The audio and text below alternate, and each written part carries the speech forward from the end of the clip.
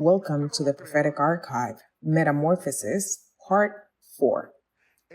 Whether you believe it or not, managing the spiritual world is not a game. Even if you don't believe it, you have spent your whole life playing. Because if you don't manage the spiritual world, then your life has been a game. Write it down. The spiritual world is not a game. If natural life is not managed from a spiritual context, then your life has been a simple game. Because if what is seen is managed from what is not seen, and you don't know how to manage what is not seen, then what is seen has been a pure game to you. That's why when people are confronted by apostolic ministries like these ones, they say, "Oh no, I don't like this here." You know why? It's because they cannot like it, because we don't play here. You want to play when you want things done your way, and you want to continue to have a game. We don't play here. That's why religion is based on a little game where we want to play a dogmatic game to feel good. It is so true that dogma is above principles, but when you know something, you know something. And that's it. Knowing is not a game. Write it down. Many people run away, when they start knowing. You know why? Because they realize that if they continue to know a little bit more, they think they're going to be disgraced. That is why not everyone here has the courage to put up with this, to deal with this, to listen to this prophetic dial, to listen to these words. Because believe it or not, people want a loving God, and that is valid. It's fine to have a loving God, it's true. But what you do not know is that God has always been loving. Now, what you don't know is that you are going to disgrace your life if you do not assume what that loving God has already done for you. Then, by you doing that, you want to appeal to a great and good God, but in a sentimental way. A great and good God, but from a context without having any type of commitment. How many people understand that part? Who did it that way? "Oh, Pastor, I love my great and good God." But guess what? You don't commit. You don't have any kind of character when it comes to the ministry. And I'm going to tell you something interesting. The word says that he who believes will be saved. What? He who what? Believes. What is believing? What is believing, Pastor? Well, a lot of you still today, when you talk about believing, you think that we're not emphasizing talking about life. When the life manual is talking and referring to believing, it's talking about life. It's referring to life. We are talking about our everyday life. And if your life is at stake, what you have is useless. Let me tell you why. Because if you're still thinking that what is believing has nothing to do with life, you're still delaying to know what believing is. Then tell me, what good is there? If at the end of the day, what is basic in you is your life. At the end of the day, I have a question. Where is everything that you want going to manifest? Where? Is it in the moon? Is it after you die? No, it's in your life. So people have taken their life as a game. And if you do not manage what is not seen, then your life that is seen is a game. That is why when you know, you have confidence. When you know, no matter if the earth shakes, no matter what happens, you are confident. You are temperate. You are firm. Because he who doesn't know trembles, but he who knows is firm. Who doesn't know? What happens if you don't know? You're trembling. You're afraid. What happened? How is the average human being living today? "Oh, I'm there, so. And you know what? Wherever you go, what you hear is, "How you doing?" "Oh, it's okay. I'm so. But guess what? You are also walking that way. And if you walk that way, you have problems. Because people who lack self-control are those who don't know. And those who don't know are playing with life. Let me tell you, metamorphosis is what happens when you come to Jesus Christ. When you come, you get the legal right of a son through him. And you know what? You will never be the same. You will feel that something changed, and that change might not be very pleasant. You know why? Because let me put it this way. When you were a child, your teeth began to come out. And what did you get when your teeth began to come out? You would get fever, you would get vomits, you would get diarrhea. What else? You had all kinds of pain. Pain. Why? Because those teeth were beginning to come out. And it was painful. It was hard. Now, are teeth good or bad? They're great. The most perfect machine in the world and of best use are teeth. There are many in the body, many types of organs that are great, different types that are perfect. But teeth, they're awesome. They're very good. And you know what? To obtain the tooth in you, each one of them, there was a metamorphosis, there was a transformation, there was a change. Likewise, the metamorphosis is reflected in your life when you go from being a bastard to wanting to be a son. Hello? Hello? Do I have an audience here today? You are a bastard. And that bastard decides that, you know what? No longer. I want to be a son. Because you read something, because you heard something that was told to you that made you a son and made you wake up. And that it was everything that you believed. Who believed it here? Who? There. So there came out that son that believed it. And you said, I read it in a book. And everyone believed it. And each one of you said, yes, I want to be a child. I want to be a son of God. And you said, I don't want to be a bastard anymore. But when you begin to assume and to listen and to hear, because let me tell you, you cannot execute anything if you don't listen. What did I say? You cannot execute anything if you first do not listen. That's why, think about it. Have you realized why you are so clumsy? Why many times you don't listen? Because if you don't listen, you don't know how to do anything. Oh, but Pastor, why aren't they sending me? Because you are not listening, dear. I know when someone is listening, because when they sit here to listen and they do as they are being told to do, I can tell that you're listening because I'm seeing the fruit. Can someone write that, please? What you do says what you're listening to. Listen, it doesn't mean that because you connect, you are listening. On the contrary, that is the greatest doggishness of the religious folks. That they connect, that they come, they go to church. But the majority of the people believe that God feels good if you come to a temple. And you know what? The one who has to feel good about connecting is you. You are the one who is conquering life which God has given you the opportunity, while the devil said that you were not going anywhere. Who was it that the devil told that to? You're just like me. He told me the same thing. What a coincidence, huh? But you know what? Then you and I decided to follow the biblical information, and the manual says believe. He who believes will be what? He who believes will be saved. What does believe mean? He who believes will be what? Saved. And what is believing? Is assuming.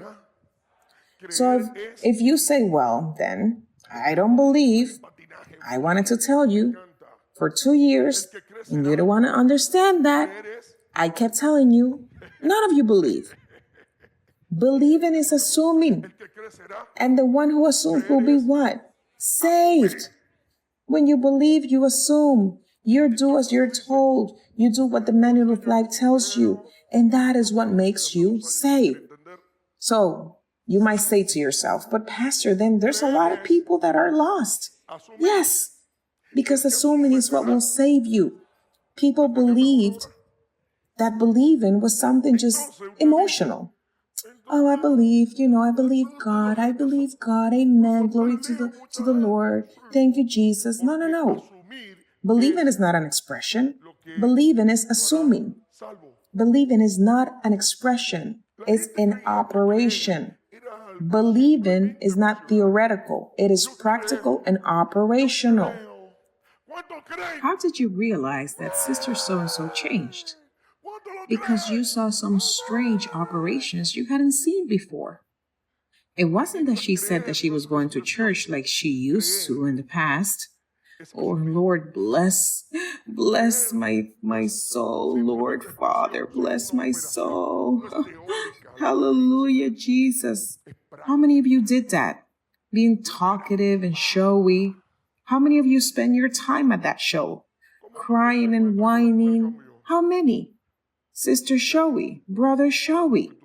Now, when that emotional part went away and everyone left, what happened? You went back to your vomit. Like it says in Proverbs, the dog returns to his vomit.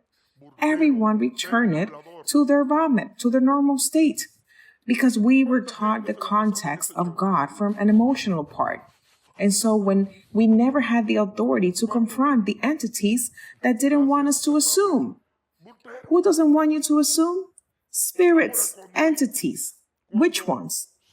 I don't know the devil that you are fighting. Don't get involved with mine. I'll fix mine. What you're fighting with? I don't know. I don't know what you got involved with.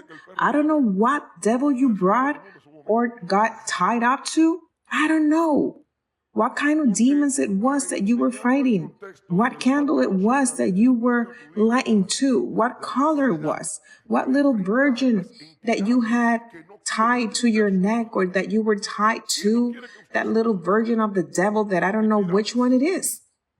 Yes, that little saint of yours. Which one is it that you have mixed up with those things? I don't know. But you are the one that knows what kind of devil. And there are people who still have so many things hidden and they stay quiet, very quiet, so that we don't know what kind of devil that person that we're dealing with is. That's why from an apostolic platform, you confront. And anyone who thinks that they're going to stay on the low and they're going to hide something, they can't, because it's going to be brought out of you. Look, you realize that you're not an angel at all, because people want God to do something. And I want to tell you something so that you remember. He's not going to do anything. Now, if God's work cannot be seen in you, there's a problem, right? There's a problem. Something is happening. If God's work cannot be manifested, then you know what? I must work on it. One of the things that keeps me being consistent in what I do is that I keep checking myself and I keep checking what I do. And if something doesn't work, I look for another method, because there are other ways. From the principles and the handling of the life manual, I learn other ways. Do you understand? Well, if I cannot do it this way and if it doesn't work, let's go another way. If I cannot be successful at trying it this way, then let's try something else. Let's see which way is effective. The manifestations that for many are a struggle and a misfortune are a great blessing, because the manifestations tells me, look, this is hidden here. Look, this, you have been keeping it on the low. And what do? What happens when you see manifestations? Whatever it is and whatever it is will be casted out, will be coming out. If something manifests, what happens? Something manifested, what do you say? Oh, look what I'm seeing now. And of course, you can acknowledge that when you have knowledge. The one who has no knowledge, what do they say? Oh my God, this is such a test. What in the world? I have this freaking war of the devil. Sister, what is happening to you? Oh, I don't know. I just have this battle, a battle that has come up on me. Oh, and we're so long suffering and we're complaining and people looking at us. Oh, that poor woman. What happened? What happened to her? And something arises in our surroundings, in our homes, and I'm like, oh my God, gosh. And when you don't know, all you do is complain. Now, when you know and something arises around you, you say, come on, me, devil, let's go, come on. You're going out, okay? As the prophet said 1,000 times. Amen? Do you understand? That's why when you know yourself, you don't let yourself be intimidated by the devil, because the devil abused the ignorant and he harassed the ignorant to a level because he was the one that gave them the size that they have. You cannot underestimate the strength of the enemy, but you shouldn't overestimate what he doesn't have. So, metamorphosis is something that occurs. It is a transformation where through knowledge, I begin to identify the misfortunes I carry with me. That's why I always identify everything that has entangled me, held me back, swept me away from a generational, environmental, and personal perspective. You cannot turn a blind eye to the misfortunes that have entangled you, or that you brought with you, or that you acquire in your environment. You can't. You cannot turn a blind eye to that. Because if God has already established a place for you, what you have to do now is fight to untie yourself from what has entangled you or what has kept you a slave, whether directly or indirectly. So, the metamorphosis occurs when you want to detach yourself from the bastard you wear so that you can transition into being a son. In other words, many of us carry bondages, bad behavior, thuggery, manipulation, all of which we carry by nature, whether through the environment, through our generationals, or personal. What do you have to do? You have to confront that. You have to. Will you be applauded because of it? No. Will they throw you roses and tell you, oh, you're doing great, you're doing well, and they will pat you in the back? No, they won't. When you want to change, isn't it the hardest that you get hit with? Surely, you're the most slandered, the most reviled. What? That's what happens. So you have to realize that with that metamorphosis, with that transformation, you're going from like the little worm turning into a butterfly. And you feel that same metamorphosis in you. You feel that something is breaking, that something is coming and breaking loose. You're being humiliated. You're being trampled. All of the tensions, all the manifestations are beginning to manifest. Things are starting to react. And many might say, oh, I'm getting desperate. Gosh, what is happening? It doesn't matter what is happening. We don't care about your despair. But Pastor, I'm going to get sick. No, you won't. Pastor, this happened to me, and I'm not going to see anything. Yes, you will. The one that it's going through the metamorphosis, the one who is ignorant, sees you at the most suffer, those who are outside of you. But you have to understand that all you dragged with you is under a vicious cycle. Everything that is there are tricks in you that you don't even are aware of. You don't even know. No one would even imagine how many tricks we brought with us, even from before we were born, after we were born, and throughout our development. We are full of tricks. We have tricks everywhere.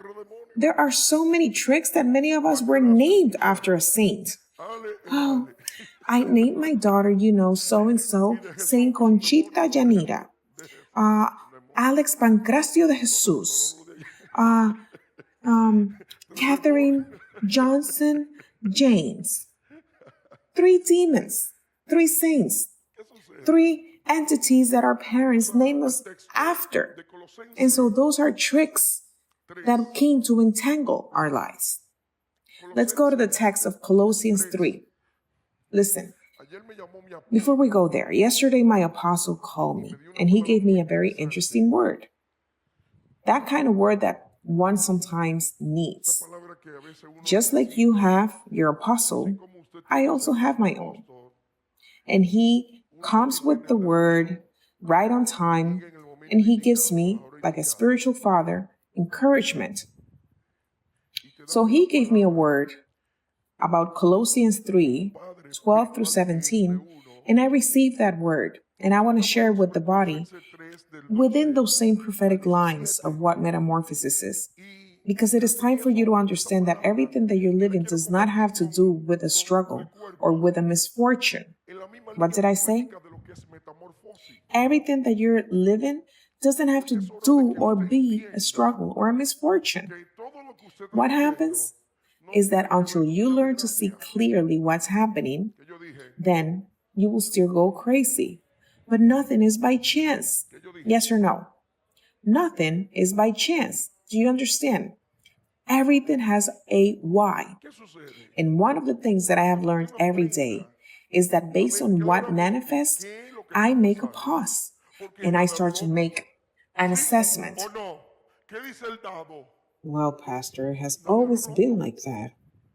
Why does it have to be like that? Well, Pastor, all my life I haven't been able to sleep well. Yes, but why? Well, it has always been like this. It doesn't have to continue to be like this. Well, Pastor, I've always had a difficulty and struggle and it just doesn't go away. But why? It doesn't have to be that way. How many of you are understanding me? Well, Pastor, see, it's just that in my family, we've never had anything. No studies, no status. Everybody has a GED. Nobody has made it through college. But why? Well, Pastor, because we were always poor. And why does it have to be that way? It doesn't. Well, Pastor, look, I've always been like half stupid. Yeah? Why, sister? Why? Because I'm like that. No, nothing is like that. It's not the way that you saying it, like, oh, that's just how it is. You have to explain it to me. Just by you saying, oh, it's just like that, that's not an explanation. You must know why it's like this. Today I know why I'm like this. I'm not here making this up. Even the I am like this part led me to learn how to manage my own character and personality so that I can learn how to manage it for the kingdom. Why am I like this? Sanguine and choleric. Somebody that is very quick, fast, accelerated.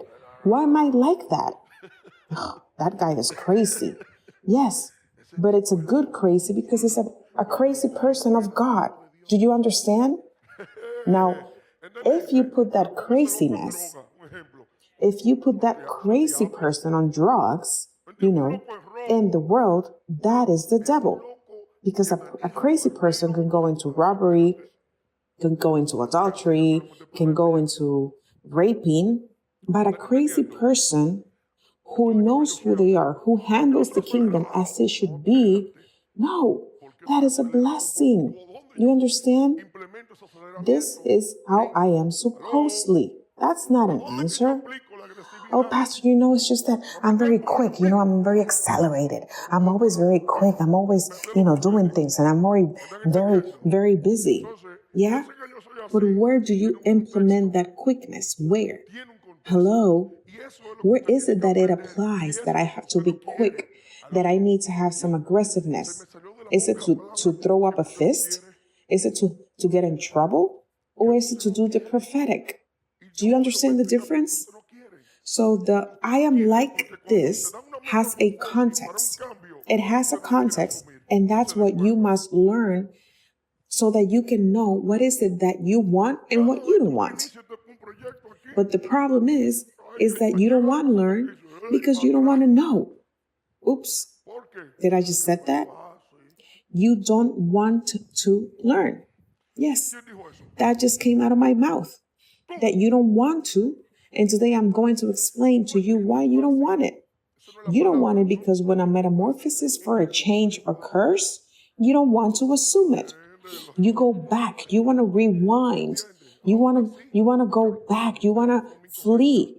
Because every time you start a project here in the ministry, you know that something comes along that tells you, dude, back off.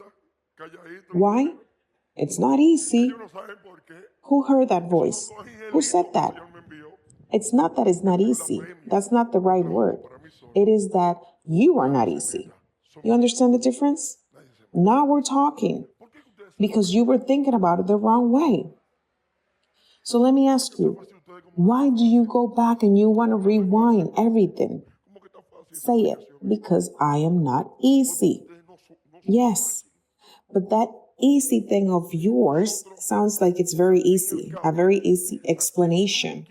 You need to say it like it is. Pastor, really, I'm not easy. At the end of the day, the one you don't want to destroy is yourself. Who is it that you don't want to destroy? You. You know why? Because you still love things about yourself. Because you're a trickster. There are things that you say, oh no, heck no. I am not giving that up. I am not surrendering that. How is it that you say? Heck no. Listen, everything that goes through a metamorphosis is going to rage an internal violence. Everything that goes through a metamorphosis will represent an inner battle. I would like many to be able to see in all of these decades, everything that I have felt internally. I would have loved to show it. I would have loved for them to see and give me merits, and plagues to the most long-suffering guy in the world. Look, you know that the great crowns that will be given to us in heaven will come because of those processes that nobody saw, but that you know that you sacrificed a lot, and that even though you had maybe the power or the right to execute as you wish, you didn't do it. Those are the processes that will get us rewards in heaven. Why? Because you rather depend on others than do things your way. Those are the great merits. That's why the rewards don't come from the one who won many souls in church. Oh, wow, that brother, that sister, they were always evangelizing. No. That's a lie. So we have to stop with that manipulation and that lying. Because after all, the one who knows if the job was done or not, and the one who took it upon himself was God. As a leader in the ministry, we can have a certain reflection of a lifestyle of fruits. Yes, there can be many things that show our lifestyle of fruits. But the final essence of who we truly are, only God knows. Okay? Because you might think that there are things that might not be amounting to anything or don't mean a lot, but suddenly those things can become the most impressive. Do you understand? Because sometimes in that intrinsic being, in that intimacy and secrecy, there can be an accelerated revolution taking place that you're not aware of, that you're not seeing, and no one is seeing. How many of you understand? That's why you've had so many problems, because you're very quick to judge. So take it easy. Don't be so quick with your tongue to speak ill of others. Be careful. Do not speak ill of anyone. You better stay quiet, because you start talking about others, and there comes God, and He speaks that person's life, and then you're left behind. And you have to eat everything that you said, and you have to swallow it, and then you're like, wow, you know what? That brother, that sister, he's from God. Okay? So, don't be going around saying this sister and that brother, they're heathen, and they're so fleshy, and they're so carnal. Because you know what? When change occurs and that guy or that lady turns around, you're going to be like, wow, now that wretch is from God? So, when the change comes, you're going to be screwed. And not only that, many times that person that we talked so much about and we were so ill with our tongue becomes a leader over you. And you have to submit, and you'll be like, what? Excuse me? So, Colossians 3:12 says, therefore, clothe yourselves as God's chosen ones. There are many who will think that God commanded us to clothe ourselves as the chosen ones. That is right. And that's why I didn't want to use this text, but it has to be used because it was what I received. Clothe yourself then as God's chosen one. To whom are we speaking? In that time, they were speaking to the church of Colossians, but today, who are they referring to? To you. How does one of God's chosen, it's known that it's been clothed as God's chosen? Or how do we know that person has been clothed as a religious person? 1 Peter 2:9 says, you are a chosen people, a royal priesthood, a holy nation, a people for God's own possession. People, listen, we are a chosen race. Everyone who connects with Christ is part of those chosen ones. When you accept what Christ said, then you're a chosen one. And as a chosen one, it means that you are an exclusive person. As an exclusive person, you have a royal priesthood and you are set apart. You are a holy nation. And it's good that you behave as you truly should as a chosen person. Clothing yourself in what you are. What is it that you clothe yourself with today? Is it depression, melancholy, boredom? What is it? As someone with no identity, with no father, you must clothe yourself in what you are. Do you understand? As a person who has been chosen. The devil doesn't want anyone to imagine anything like that.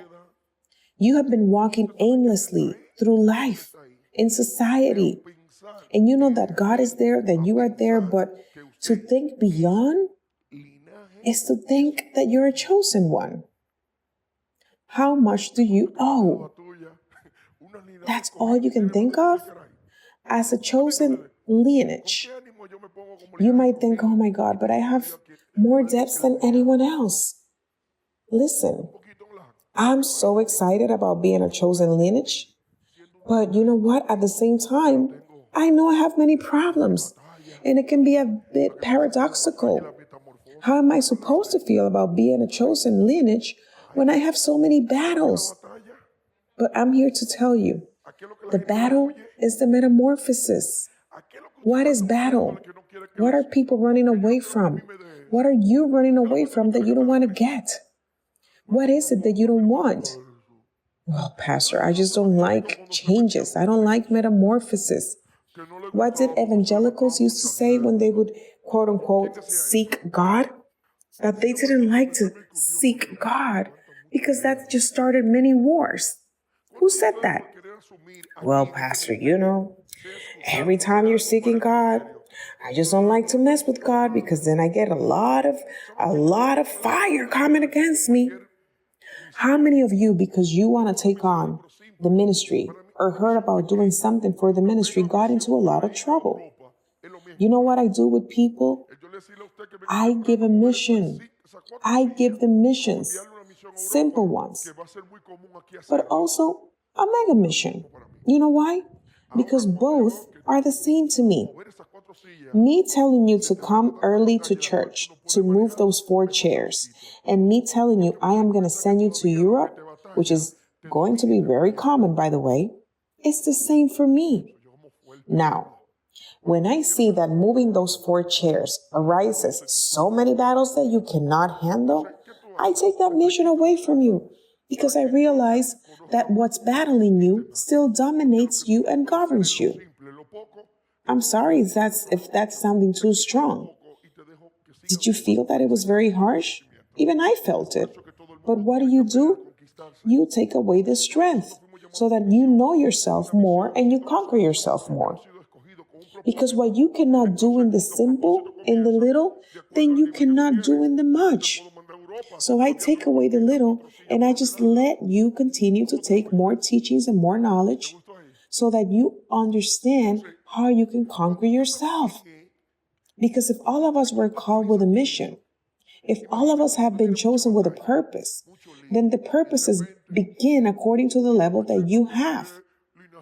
I cannot send you to Europe if you still cannot show me that you have conquered those 4 chairs that you have to order.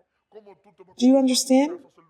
So when you know who you are, when you contextualize with that, imagine, yes, you're going to have many battles and many problems, but suddenly a nobody has been selected as a chosen lineage, a royal priesthood. And there the battle begins. The metamorphosis begins. And inside of you, you say, but Pastor, how am I going to behave like a royal priesthood when I am a nobody? Someone explain that to me now. How do I do this, Pastor? Well, the first thing you must do is doing exactly what you're doing. That's why you are connecting here, so that you know. Because the first thing that you have to do is know who you are. Yes or no? That's the part where you receive information, and that's what you're receiving here. Is that easy? Hello? Is it easy to connect? No. It's so difficult that sometimes you cannot even find a word. Now, who are you fighting with? Do you understand why it's so difficult? Because the first fight that you have is with you. That was my first fight this morning. I was talking to my pillow, and the pillow was telling me, just like it tells you, oh my God, but today is Sunday. It's the only day I have to rest. Why can't I just stay here and do nothing? Is that what your pillow was telling you? How many of you started talking with your logic? Pastor, I only have this day to rest. I only have this little time so that I can chill and do nothing. Just sit down. You know what? Every single time you have a chance to connect, yes, you know that this apostolic word is going to beat you. You know why? Because you're going against that bastard no matter what. When the prophetic word arrives, you have to be open to it, because the prophetic word never arrives the same. Never. Never. What you hear here, it is never the same. Even if I'm speaking about the same thing. And even if it has the same foundation or the same fundamentals, it is never the same. Here, an exclusive word is spoken. Everyone who is connected here is receiving an exclusive teaching. Write it down. No one here receives a teaching in the same way, because not everyone here has the same problem nor the same need. Each one of you I see as different ministries in front of me. When I see you, I see the total body, and I see the complete apostolic project of this church. When I see you, I see multitudes. When I see you, I am seeing God's project already finished and what He wants. That is why you see that I teach with quality, with dedication, with passion, and everyone here in this ministry. We don't do just something quick to get by, to get rid of you. No, I'm going to teach you, because what I'm going to say, the instruction that is being brought to you, is what God wants you to hear. But each one of you has the same value as thousands of people. Thousands. You know how many are connecting here right now? Can someone please count it? You know how many? I am standing in front of 30,000 people right now. I'm ministering to 30,000 at this very moment. 30,000. And by the way, listen, those 20,000 that are connecting are just very anxious to hear. I can feel it very close, because the crowd is too big. They're very close. Let me tell you something. You know those polls, the polls that everybody does, like when political season comes, they're all handled by averages. We work with that same poll system. We do that everything by average. And what you are receiving here has an exponential of 1,000. That's why when I'm speaking to you from a technical context, at the level of multiplication, at the level of exposure, I'm speaking to thousands. But let me tell you, what the church in the book of Colossians was receiving was even more aggressive. Listen, it says, clothe yourself as God's chosen ones. In other words, respect yourself. Respect what you are, damn it. Respect yourself, sister. Look how chosen you are. Lineage, royal priesthood. Not only priesthood, royal priesthood. Listen to the legal seal that is being spoken over.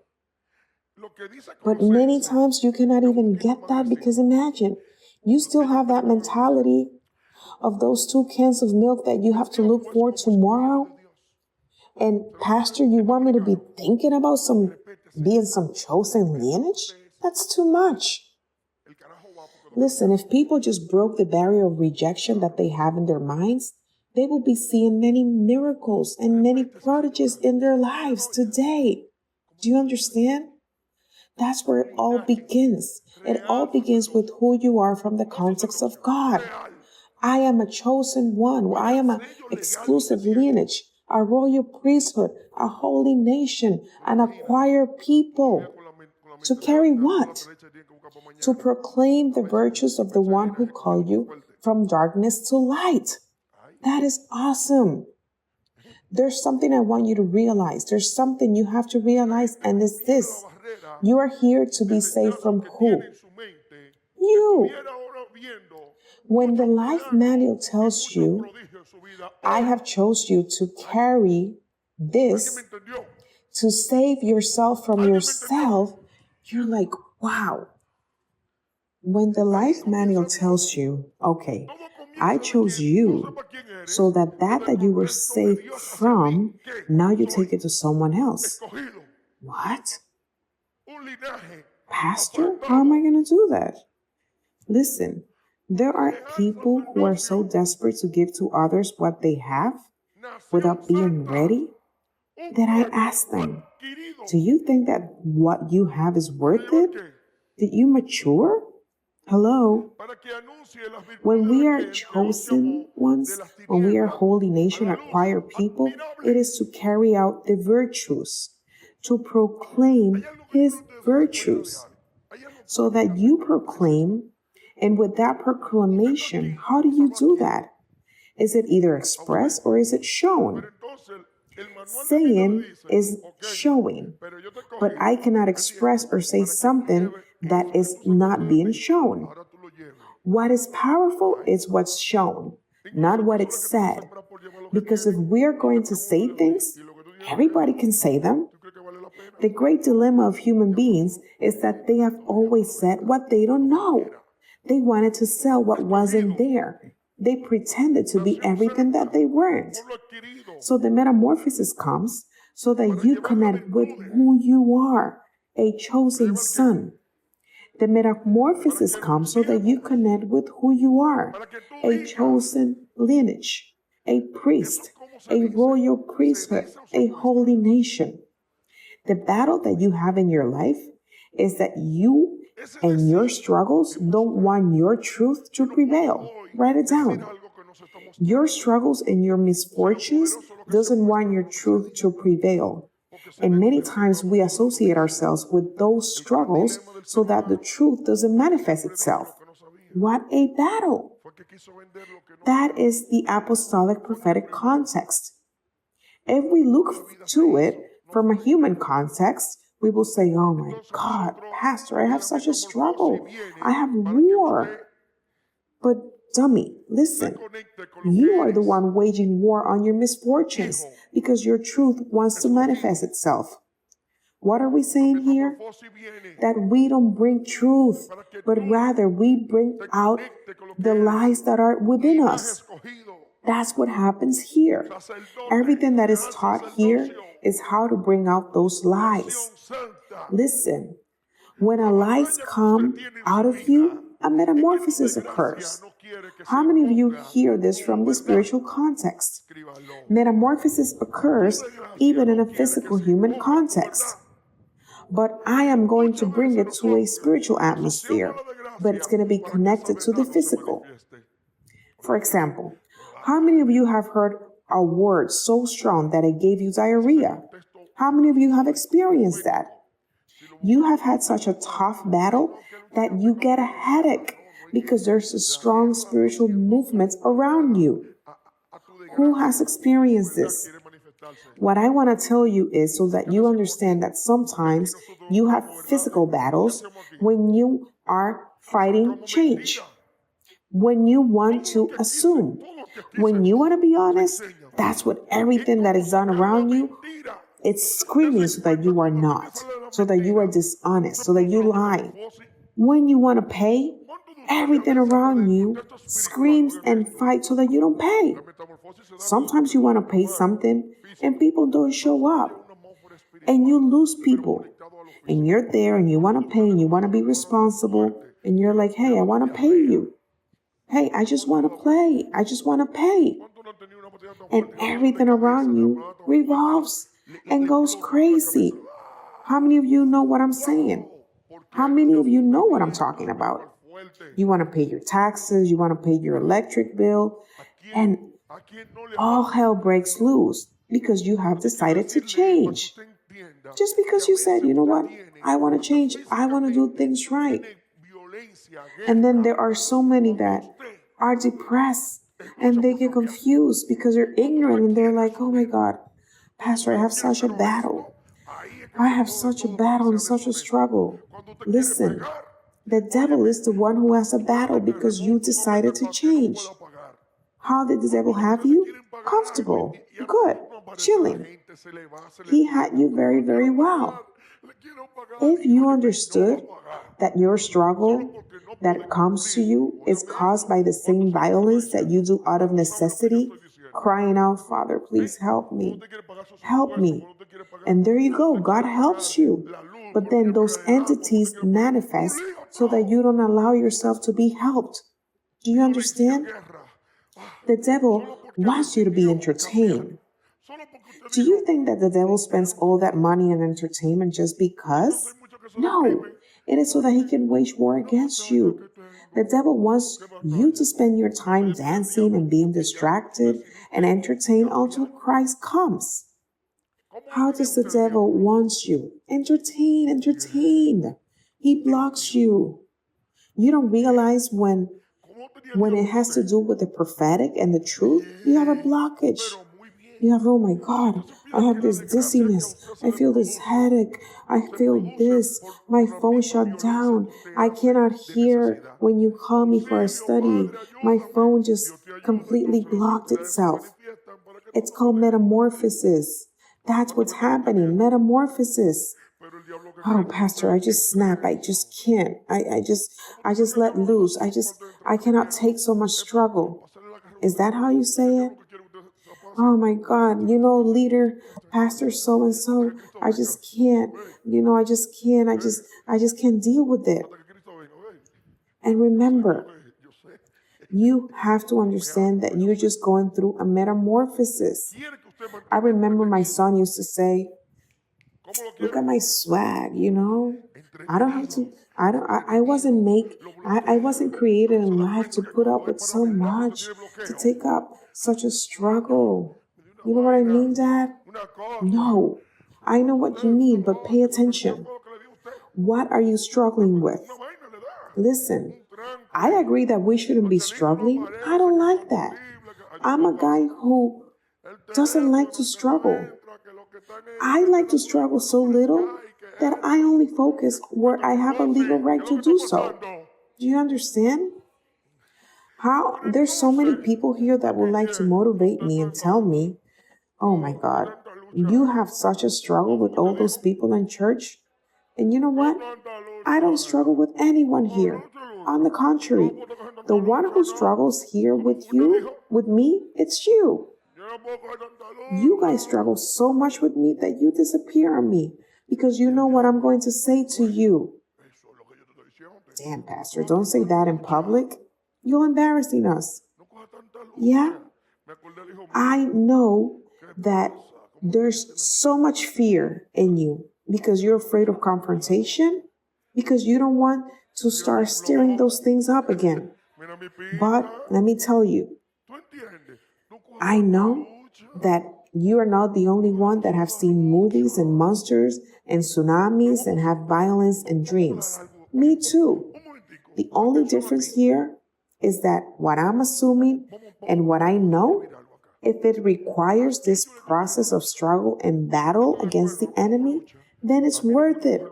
It's all worth it. So you know what? Let's just do it and let's move forward.